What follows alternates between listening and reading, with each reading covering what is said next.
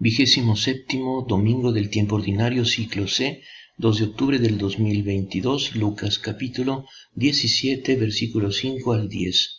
En el primer punto meditamos: los apóstoles dijeron al Señor, aumentanos la fe. La palabra de Dios este domingo tiene como tema central la fe.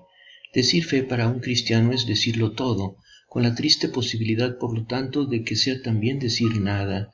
Afortunadamente, como sucede a menudo en las cosas de Dios, esto es un todo que puede estar contenido entero en el fragmento, como todo el cuerpo de Cristo en la Eucaristía está contenido a través de cada hostia. Es como mirar el cielo desde la rendija de un castillo. Las rendijas, ventanas, pueden ser muchas, pero desde cada una se ve el mismo cielo. Por lo tanto, solo una es suficiente, es decir, debemos dejar de lado la preocupación de hacer una discusión sistemática sobre la fe y contentarnos con abrirle algunas rendijas. Mejor mirar en las rendijas que la palabra de Dios nos abre hoy. La ventana abierta al cielo no es solo una imagen, sino que ya contiene una enseñanza, evoca una verdad fundamental, nos permite captar nuestra situación frente a la fe. Estamos en la vida como en un castillo. Platón llegó a decir que estamos como en una caverna donde solo llega la luz reflejada y donde se ven las cosas al revés. La fe se nos ofrece como posibilidad de superar estos límites nuestros, como salida del castillo, como respuesta a la necesidad de libertad y de infinito que llevamos en el corazón. Se dice que cuando el primer misionero cristiano llegó a suelo inglés, el rey del lugar, muy perplejo, convocó una asamblea de sabios para decidir si aceptaban o no la nueva doctrina. Durante la sesión un hombre se levantó y dijo: «Oh rey, imagina esta escena. Te sientas a la mesa en compañía de tus condes y vasallos. Es invierno, la habitación está bien calentada, la chimenea está encendida. Afuera ruge la tormenta, la nieve y la lluvia azotan. De repente un pajarito entra volando en la habitación. Entra por un lado y poco después sale por el otro. En los pocos momentos que permanece en la habitación se protege de las heladas, pero en cuanto desaparece de tu vista, vuelve a caer en la oscuridad del invierno. Así sucede con la vida humana. No sabemos qué le precedió y ni siquiera sabemos qué le seguirá. Si la nueva doctrina nos ofrece alguna certeza al respecto, vale la pena que la acojamos. Este pajarito que cruza un momento la habitación y luego desaparece en la oscuridad es una imagen sencilla y hermosa del hombre ante la fe. La palabra de Dios de hoy se nos abre como rendijas del mundo de la fe. En la aclamación del Evangelio escuchamos la voz del evangelista Juan: «Esta es la victoria que ha vencido al mundo, nuestra fe». También en este caso no se trata de ninguna fe, sino de la fe en Jesucristo. ¿Quién es el que vence al mundo sino el que cree que Jesús es el Hijo de Dios? Con estas palabras el evangelista no hace más que recoger y dar expresión a la experiencia concreta que la Iglesia ha tenido en cuanto a la fe en sus primeros 60 o 70 años de vida. La fe en Jesús ha vencido al mundo, venció al mundo judaico que se gloriaba en su ley, venció al mundo griego que se jactaba de su sabiduría, venció el mundo romano que se creyó invencible en su poder. Todo esto lo conquistó de la manera más pura con el martirio. Los discípulos de Jesús se dieron cuenta con asombro y alegría de que el que está en ellos, es decir, Jesús, es más fuerte que el que está en el mundo. Señor Jesús, aumenta nuestra poca fe en ti para conocerte y amarte más y seguirte siempre y en todas partes. En el segundo punto meditamos: Él respondió: si ustedes tuvieran la fe del tamaño de un grano de mostaza y dijeran a esta morera que está ahí: arráncate de raíz y plántate en el mar, ella les obedecería. Llegamos así a la tercera palabra sobre la fe, la del Evangelio. Si tuvieras la fe de un grano de mostaza, podrías decirle a esta morera: quítate de raíz y trasplántate al mar, y les escucharía. Escúchenla pues. Escuchada después del testimonio de Juan, esta palabra de Jesús adquiere todo su sentido. La fe en Jesús ha movido realmente árboles seculares, ha derrumbado montañas. Su fuerza se ha mostrado irresistible. Si tuvieras fe. La liturgia de hoy está enteramente dominada por este tipo de soplo de Jesús. Inmediatamente se piensa en otra palabra similar recogida en los evangelios: si conocieras el don de Dios.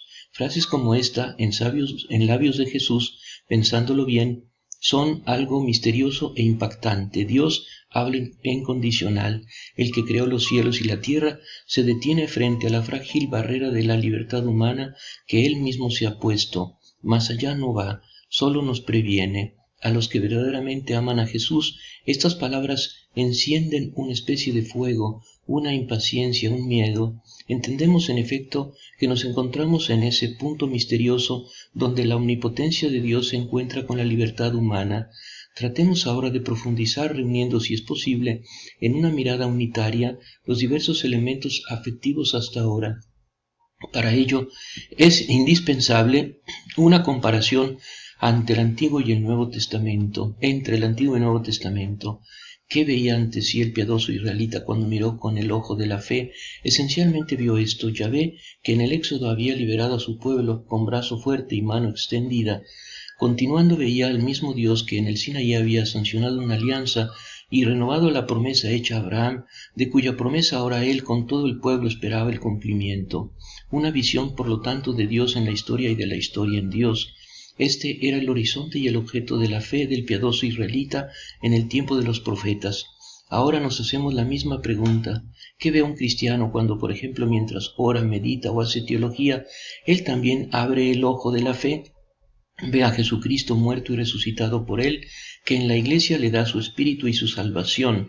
Su fe es fe en Jesús. Jesús es su alma y el objeto primario. La fe es creer que Dios está obrando en Jesús de Nazaret, que está comprometido con Jesús, que la causa de Jesús es también y totalmente la causa de Dios.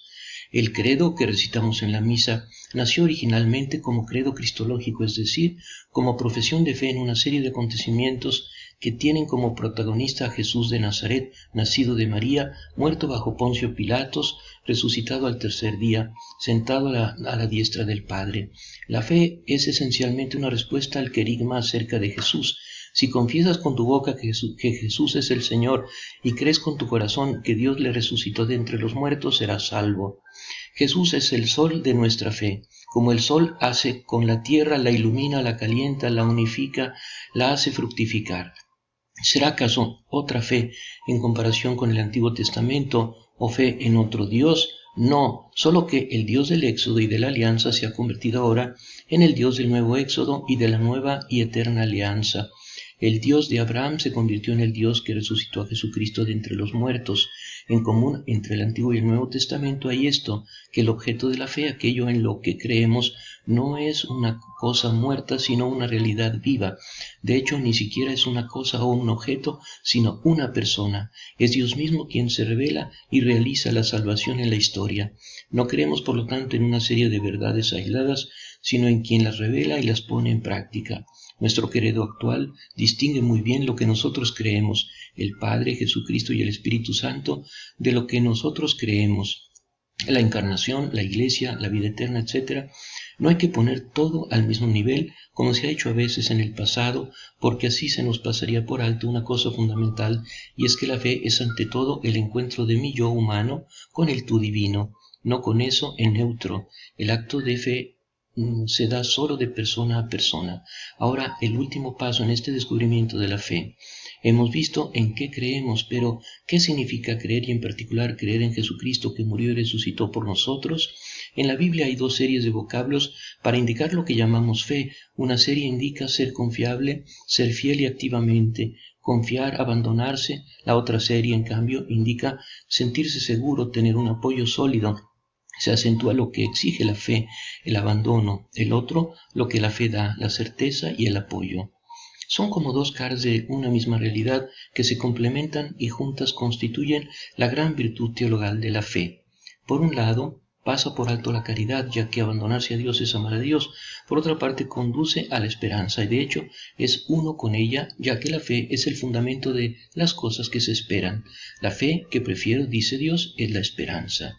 Espíritu Santo, danos confianza en el poder de la oración y en la acción providente del Padre en nuestra historia y danos la capacidad de asombro y de respuesta generosa al amor divino. En el tercer punto meditamos. Supongamos que uno de ustedes tiene un servidor para arar o cuidar el ganado. Cuando éste regresa del campo, ¿acaso le dirá, ven pronto y siéntate a la mesa? ¿No le dirá más bien, prepárame la cena y recógete la túnica para servirme hasta que yo haya comido y bebido, y tú comerás y beberás después? Deberá mostrarse agradecido con el servidor porque hizo lo que se le mandó.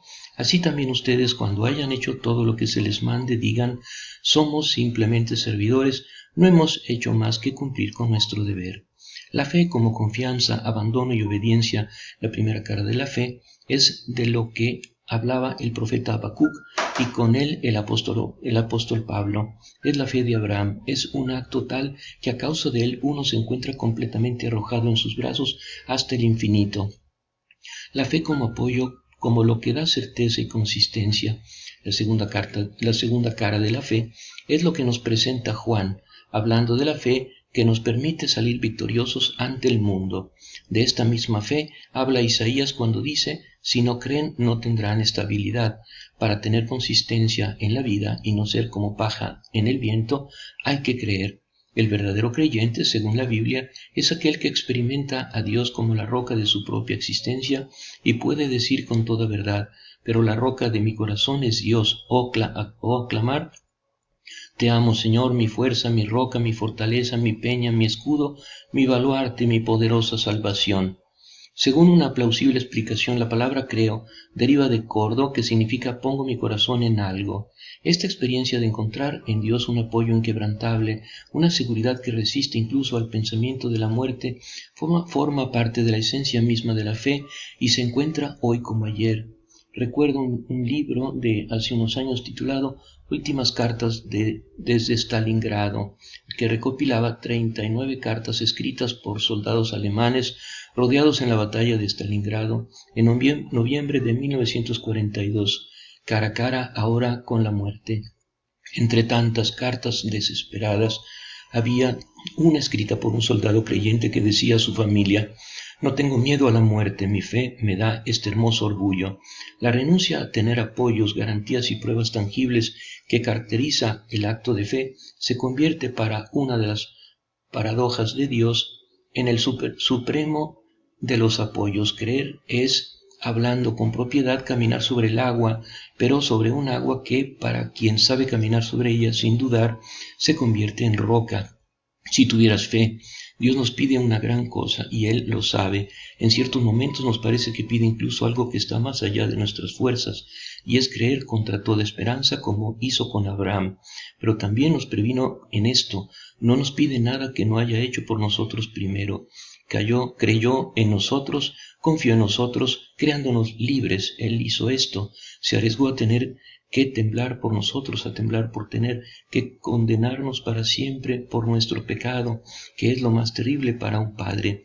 Además nos confió a su amado Hijo, en quien encontró toda su complacencia, diciéndose a sí mismo, tendrán respeto por mi Hijo. Si esto no es fe, si no es confianza, ¿qué es? Por eso no podemos acusar a Dios de plantearnos algo demasiado difícil cuando nos dice que nos lancemos a sus brazos con fe. Ahora necesitaríamos, como siempre, una conclusión práctica sobre lo que hemos dicho. Hoy simplemente hacemos nuestra la conclusión práctica de los apóstoles. Aumentanos la fe. La fe que hemos tratado de esbozar es elección del hombre, pero es ante todo don de Dios. Lo aprendemos, pues, poniéndonos de rodillas como aquel hombre del Evangelio. También nosotros decimos, yo creo, Señor, pero auméntame la fe. Dame el saber creer, dame un corazón de creyente. María, humilde sierva del Señor, danos la alegría de amar y de servir a Dios y a los hermanos en la gratuidad, en la conciencia de que dar la vida por la gloria divina es un privilegio y es nuestra verdadera felicidad. Amén.